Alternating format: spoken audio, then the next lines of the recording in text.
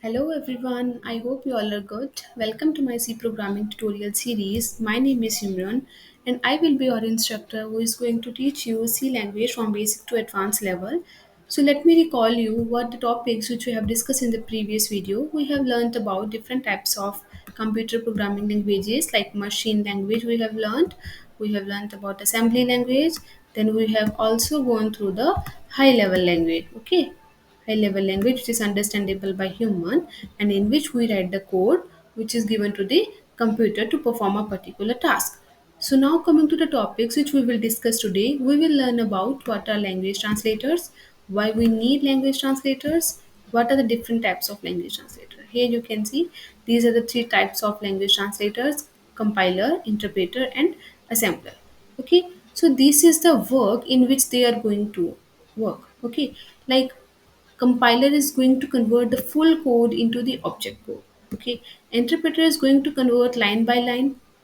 Okay, line by line it will show the error, we have to correct that error and then it will give the output. It is not going to convert our code into any object file, it will directly give the error and it is going to give the output. If we are going to correct that error, it will get stopped at place if it is facing any error in the code. Okay, and assembly language is converted into object code with the help of assembler. Assembler is specifically made for the assembly language only. Okay, and it is going to convert the assembly language into object code. Okay, so now coming to language translator, we know that why we need language translator. Language translator is present so that we want computer must perform our task, but computer is not able to understand what we are writing. Okay, so there should be some person who is going to convert the language which we are writing. Here we are writing what? We are writing high level language. So language translator is going to convert the high level language into what? Into low level language which is understandable by computer. Okay, it will do the conversion of high level language into low level language. Now comes the types of language translators. Here is assembler, compiler, and then comes interpreter. So first we will discuss about assembler. Okay, what is an assembler? I told you that it is specifically made for the assembly language. In the previous video, we have learnt about what is assembly language. If we are using some mnemonics, okay, like sub or add for doing some operations, okay, for if we want that computer to perform our task, if we're using mnemonics, then this is called an assembly language. It is also machine dependent. So now coming to the translator. Okay, assembler is specifically made for assembly language. It is going to convert our code, the assembly language, into the object code. Object code is what? It is in the form of zero and ones, which is understandable by human, sorry, which is understandable by computer. Okay, so now comes the compiler and interpreter. We will do its difference parallelly. Now you can see it is going to convert full code into object code. Who is going to convert? Compiler is going to convert our full code into object code. Here you can see this is my program. Suppose this is a program, here I have written the program of only 15 lines. Okay, but when there is a program of thousands of lines, okay, in that case also same thing will be happen. The whole code is first going to converted into what? It is going to converted into object file. Here you can see I have made the diagram. The full code is going to converted into object code, which is zeros and ones. Okay, object file is made and then the output will come. Okay, then we don't need the source code and the object file. Okay, where we can directly use that particular file which is made. Okay, with we can directly run the code with the help of this. Okay, full code is going to convert into the zero and ones and then the output is going to come. Next point is that how it is going to show us the error. Okay, it is going to show us the error, all the errors at one place directly. Okay, how? Because whole code is going to converted into the computer understandable language. Here you can see how it is going to convert the full code into the object code. Then how it is going to do the debugging? It will give us all the errors and it will be difficult for us to find that where is the error. Okay, it will take a lot of time. Okay, but the faster execution is there. How fast execution? Because At a particular time, it is going to convert the whole file into the object code. But in the case of interpreter, what happens? It is going to convert line by line. Let me give you the example. Suppose this is my code. Okay, this is the first line. What will an interpreter do? It will convert this first line, okay, and then it will give the error if there is any error. If there is not any error, it will give the output. Then it will come to another line, means it is going to come to the source code. Okay, it come to the source code and it will convert into the, and it will give the output. Okay, it is not going to convert into any object file. Okay, it is directly giving the error and giving us the output. Here there is a need of source code after the first execution has came. Okay, here the execution and the translating has to be done parallelly. Okay, you can see translation and execution occurs simultaneously. Okay, here the execution is slow. How the execution is going to be slow? Because it is going to, because again and again it has to come to the source code. What will be happen? First the source code is there. Okay, from the source code it is going to show us the errors. If there is not any error, okay, then what it will do? It will give the output. Okay, again it is going to come to the source code. Okay, means at next line it has to see what is written. Again it is going to come to the source code. It will see the errors. Okay, and then it is going to give us the output.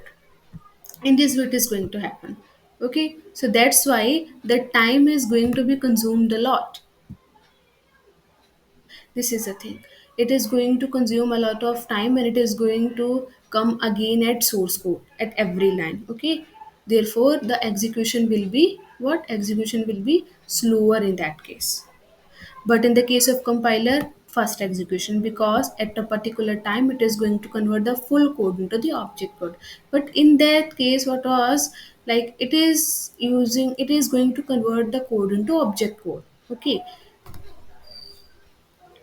it is going to convert the full code into object code. But in the interpreter, we are not going to convert into any object code. Directly we are going to give the output. Here you can see this is a diagram. Directly it is going to convert the line by line code. It is going to show the error and it is going to give the output if there is not error. If suppose there is an error, then it will get stopped there. Okay, it will show there that line, that the error is present at the first line. We'll correct that error and then it will move to the next source code. Okay, second line number of code, and it will perform accordingly.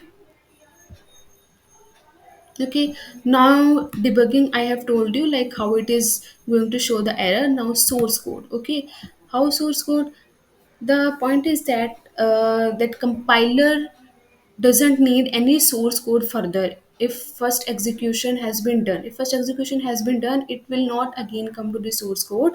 The file it has made, directly it can run it again and again. Okay, it is not there is no need of it to come to the source code again and again. But in interpreter, there is a case where we have to come to the, where we have to come to the source code. Then errors will come. If not, then output will be there. Again we have to come to source code in the of the next line. Again we have to check the error and then the output will be given if there is no error present. So now coming to the memory usage, who is going to use the more memory? You can understand it properly where the object code is going to be made. Here you can see in the flow chart. See, here the object code is going to be made, but here the directly output is going to given. Okay, their object code is what? This is a 0 and 1's file, 0 and 1 file. Okay, but here is no 0 and 1 file. Obviously if the file is there, it will consume more memory. There is no file, it is not going to consume any memory. Okay, so in the compiler case, the memory will be more. We have to use more memory. Here you can see compiler will use memory usage more. But in the case of interpreter, memory usage less.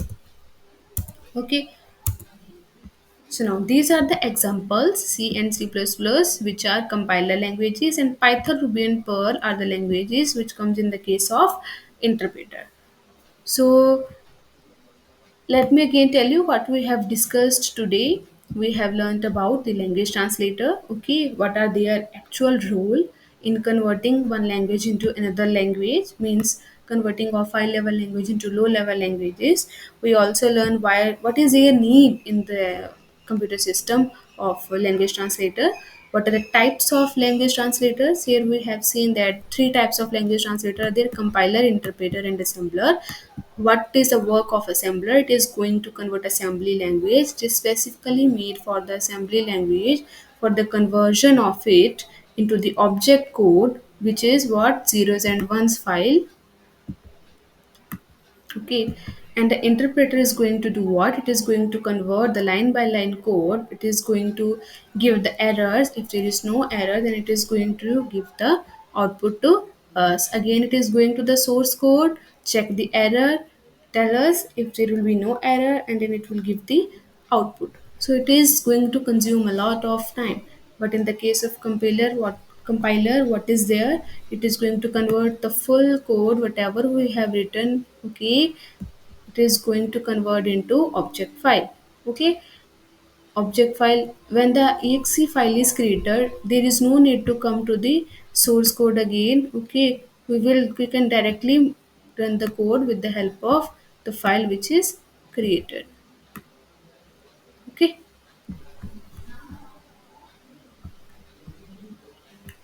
so I have discussed all the things. So that's all for today, guys.